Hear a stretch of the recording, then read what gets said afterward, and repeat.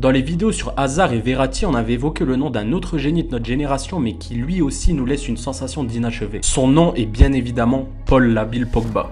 Changing who I am, I'm making a new plan, rearranging my life and I won't look back ever again. You ain't see me activated. Tra le linee Pogba al volo, rete, un gol fantastico.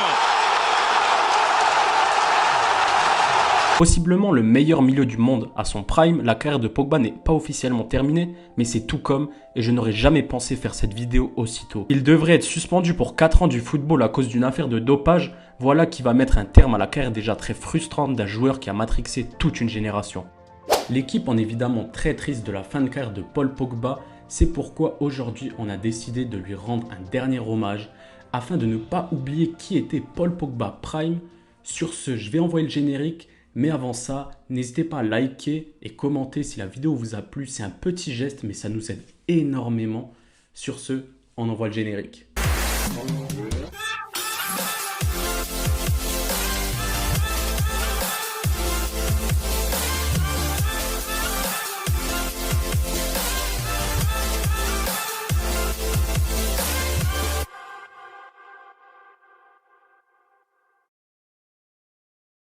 Bon, on va pas vous rappeler toute l'histoire, on sait tous que Paul Pogba a été formé au Havre, qui à cette époque avait un centre de formation de fous furieux, avant de rejoindre Manchester United en 2009. Il impressionne tout le monde avec l'académie, mais Sir Alex Ferguson ne lui donne pas assez sa chance à son goût. I think he showed a lack of respect to the club, but he's made his decision, and although we always felt that was going to be the case, he never really indicated until he left, you know, so it's disappointing that. Il décide donc de rejoindre gratuitement la Juve en 2012 et c'est là que l'histoire va commencer à s'écrire.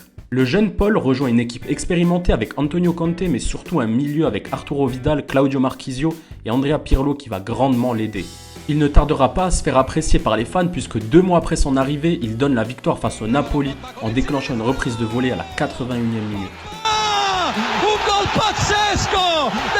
Ce but est encore iconique et lance la carrière internationale de Pogba, qui sera très vite appelé par Didier Deschamps. Golden Boy en 2012, il sera notamment élu meilleur jeune joueur de la Coupe du Monde 2014, ce qui annonce que du bon pour lui qui va entrer dans son réel prime. La saison 2014-2015 arrive et Paul Pogba est littéralement au feu. Il termine la saison avec 10 buts et 11 passes décisives en 41 matchs. Dans le 4-3-1-2 turinois, il est le véritable couteau suisse, un milieu physique, combatif, mais aussi créateur. C'est simple, Pogba peut tout faire et fait tout. Malgré son jeune âge, il prend ses responsabilités et devient en partie le génie créatif de son équipe. Les compiles du français à cette époque sont exceptionnels. Il dribble d'une manière si rapide pour un joueur de son gabarit et il le fait surtout avec un certain sens du spectacle.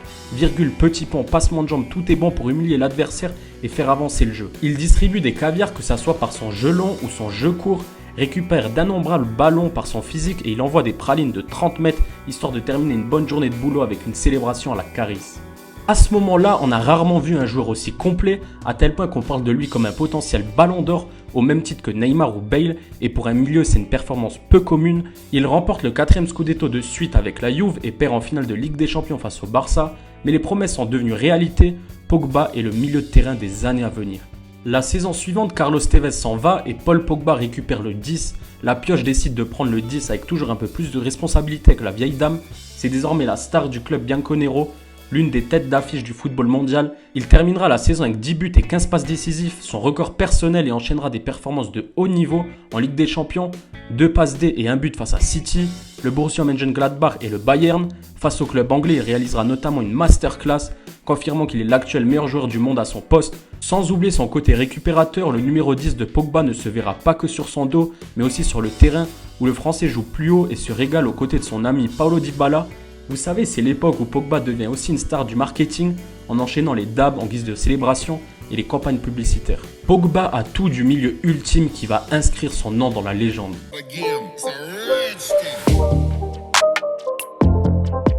Sauf que voilà, 6 ans après, il ne reste plus rien de ce Pogba. Après un Euro 2016 de haut rang, Pogba décide de retourner à Manchester United contre 100 millions d'euros. Un choix assez surprenant au vu du niveau des Red Devils, mais sûrement plein de fierté aussi. Il veut prouver à United qu'il peut devenir une légende du club qui ne lui a pas laissé sa chance par le passé, mais rien ne se passera comme prévu. Son niveau reste convenable quelques temps alors qu'il est dans une équipe vraiment pas à son niveau.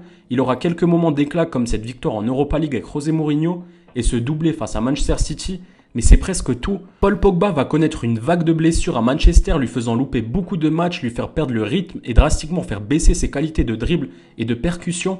Finalement, dans les dernières années, il ne sera que très peu présent et lorsqu'il est là, on sent qu'il est diminué physiquement, ce qui va gâcher la fin de son passage à United et laisser un goût amer à sa carrière, surtout que son retour à la Juve ne sera pas vraiment couronné de succès puisqu'il enchaîne blessure sur blessure dès son arrivée, même s'il démontrait sur le terrain lorsqu'il jouait était très positif. En fait, je crois que pour évoquer le prime de Paul Pogba, il faut surtout parler de ses performances en équipe de France. Avec le maillot bleu, Pogba ne laisse rien à ses adversaires.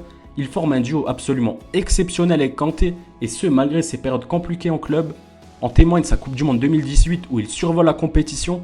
Pogba récupère tout, élimine, délivre des caviars à ses coéquipiers et montre une force de caractère irréprochable. Il joue le rôle de capitaine et leader dans les vestiaires avec en point d'orgue un but en finale face à la Croatie. Avec le recul, c'est certainement la plus belle période de sa carrière. Pogba emmène enfin son équipe vers le sacre majeur qu'il attendait grâce à son talent qu'on ne voit presque chez personne d'autre.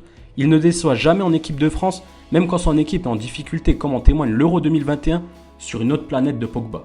De plus, sa bonne humeur était contagieuse, il avait ce côté attachant à toujours déconner en dehors du terrain, mais à assumer son rôle notamment de leader avec l'équipe de France. Bon, il avait tendance à en abuser, à rajouter des pogs devant chaque mot, mais cela combiné à son spectaculaire en a fait l'un des joueurs les plus marquants de cette génération, qui n'aura finalement pas tenu toutes ses promesses. Voilà, je pense qu'on va s'arrêter là. De toute façon, il n'y a pas assez de mots pour décrire le génie, le talent et les émotions que nous a donné Paul Pogba pendant sa carrière. Préféré, mais qu'est-ce que je veux faire de tous ces trophées?